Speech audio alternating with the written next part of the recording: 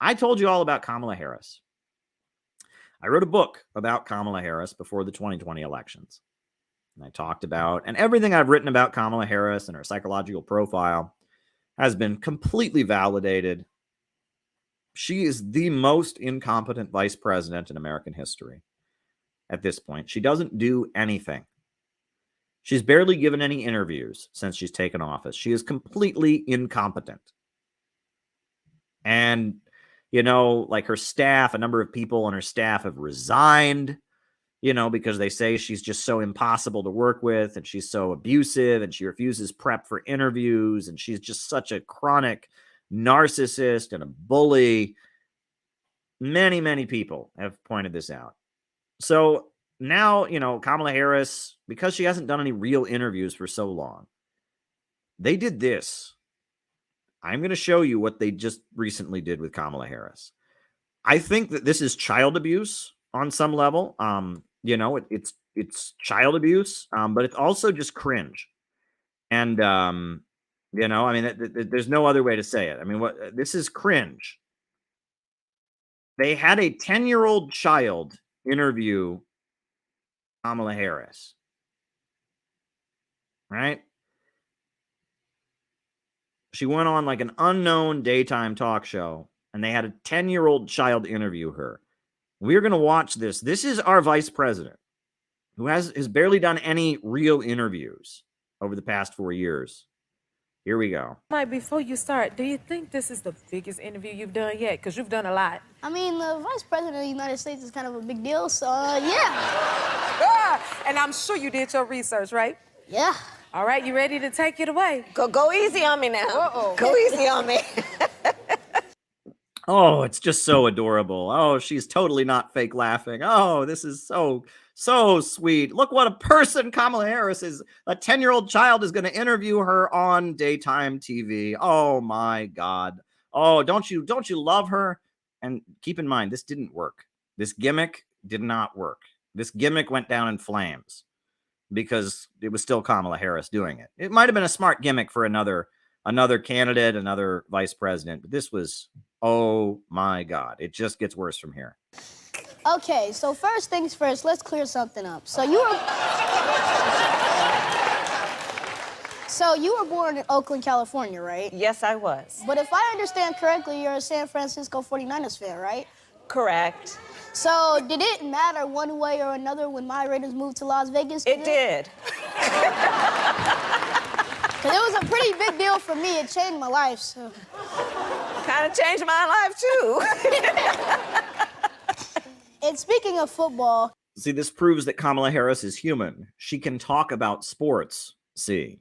Like a human being, she can speak about football.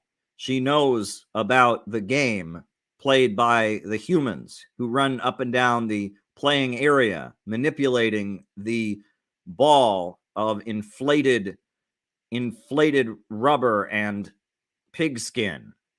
Oh my God. Yes. Your husband is always supportive of you, and you guys have great chemistry. You guys support each other in almost every aspect of life, except for sports, of course. Yeah. So, do you guys ever bet a friendly wager on the games when rooting for opposing teams? Let me just say that we talk a lot of stuff. Ha ha ha ha ha. She won't admit that she and her husband bet on the sports ball. The sports ball, as Timoshenko says. She will not admit that her husband do that. Betting is a naughty thing to do. Ha ha ha ha. So, I was around 4 years old when I knew that I wanted to be a journalist. At what age did you fall in love with the law and politics? That was totally not a scripted question. You know, I was very young, probably around that age, because my parents were active in civil rights, and the heroes among the heroes of that. What? You mean your father, who's a Marxist economist and was an advisor to Michael Manley in Jamaica, who is estranged from you? You mean your father, who's a Marxist, who has denounced you, right?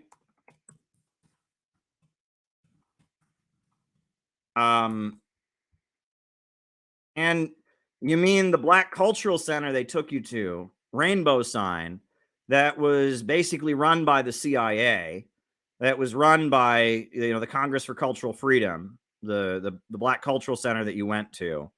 That's what you're talking about. Okay, go on.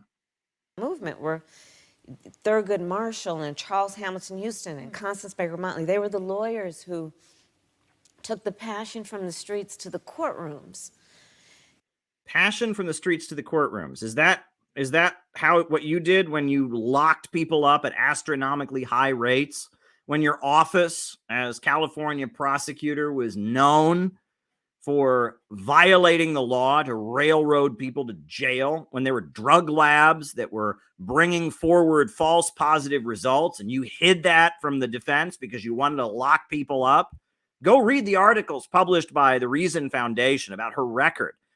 She was not an activist fighting for the people prosecutor. She was a lock 'em up, vicious, sadistic, cruel prosecutor. She tried to give an innocent man the death penalty and block DNA evidence, in particular in one case.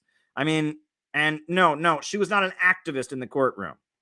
To fight for equality and justice. And so I thought, okay, that's what I want to do. So I was very young. I was about your Yeah, she wanted to grow up to be in the administration that would throw the Uhuru movement in jail for speaking up, right?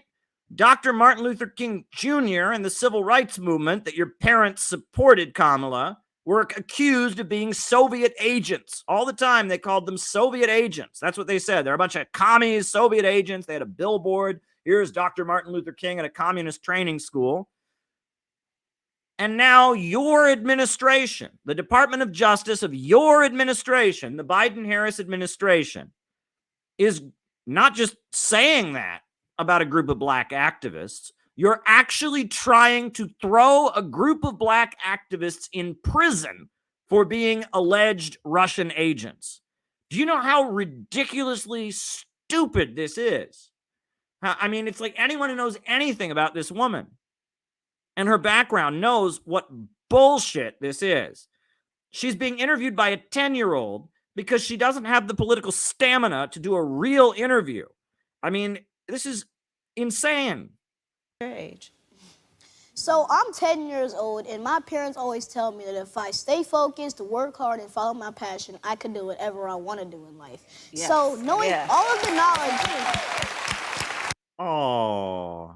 So knowing all of the knowledge that you know now, what would you say to your 10-year-old self about pursuing your dreams? Here we go. Kamala loves to talk about her 10-year-old self. You want to talk about neurosis or psychosis on public display before the world? Kamala Harris made T-shirts with 10-year-old Kamala Harris on it. Kamala Harris shouted in the middle of a debate, "That little girl was me." She justified imprisoning parents whose children were truant from school on the basis of her own experience about what education meant for her life. Kamala Harris is a dangerous, traumatized narcissist with vicious sadistic tendencies. And she cannot stop talking about her 10-year-old self. It's like talk to Kamala Harris for more than 15 minutes without her talking about childhood memories. This is a woman whose trauma has been so effectively manipulated. And we know awful things happened to her in her childhood. We know about some of them. We don't know about all of them. But some really awful things happened to her. This is a woman who's been through some shit, okay? Like, we know. And we don't hold that against her, right? Bad things can happen to good people. But she's been through some shit in her life. Read my book. I wrote a book, Kamala Harris and the Future of America. It was widely reviewed. She's been through some shit in her life. And so she is now surrounded by people who know how to push her emotional buttons. She wants vengeance on the world. And she is obsessively talking about her childhood. Nonstop in a deeply unhealthy way. And these questions are scripted. And oh my God, this is a cringe fest. But let it continue. I would say, don't you hear no? that it can't be done, or nobody like you has done it, or oh, you're too young, or oh, they're not ready for you, don't hear no, because you know my saying? I eat no for breakfast. Oh, look, and there it is. 10-year-old Kamala Harris. Can't do anything without 10-year-old Kamala Harris. That little girl was her, folks. That little girl was her. Now, do you know that? Are you aware of that? Do you understand what 10-year-old Kamala Harris went through and why all of us need to pay the price for how unfair the world has been to Kamala? Don't you understand how much we all need to pay for how cruel and unfair the world was to that little girl? That little girl was her. That's why the Uhuru movement have to be sent to federal prison. That little girl was her. That's why we have to drop the atomic bomb on North Korea and Russia and China. That little girl was her. Don't you see that? That little girl suffered. And so we all have to pay the price, and she has no moral accountability. Kamala Harris, nothing that she ever does has any moral accountability. She's the victim in her mind. So all the thousands and thousands and thousands of black people she threw in prison, yeah, that's fine. Because it's about Kamala. It's about getting revenge for that little girl, you know? And the Uhuru movement, her administration raided their homes and is now dragging them to federal court, trying to jail them for 10 years. That's totally fine because Russia, Trump, I'm a victim. Right? In her mind, she has been manipulated. This is a pure example of the synthetic left mindset. She relives her childhood victimhood.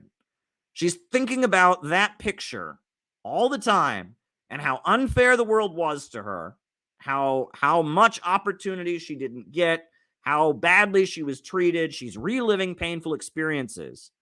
And because of that, all the evil things this woman has done, all the innocent lives that she's destroyed, all the fathers she's taken out of households and thrown in jail, all the FBI agents and DEA agents she's had storm and kick down people's doors, the black man she almost executed and tried to block DNA evidence because she wanted to make sure she could fry a bastard. She didn't care if he was innocent or not. All of this trying to bring us to World War III with Russia, it's all totally fine. It's all totally fine because the world was unfair to her. It's scary. It is frightening. So you are the head of the National Space Council. Yes. Would you go into space if you had the chance? And if so, what is the maximum amount of time you'd be willing to stay out there for? Is that a request? I would go to space if I could. I actually, and there are people. I think you're already there, Kamala. I think you're already there. Plus, we've seen how strange some of your interviews get when you start talking about the passage of time.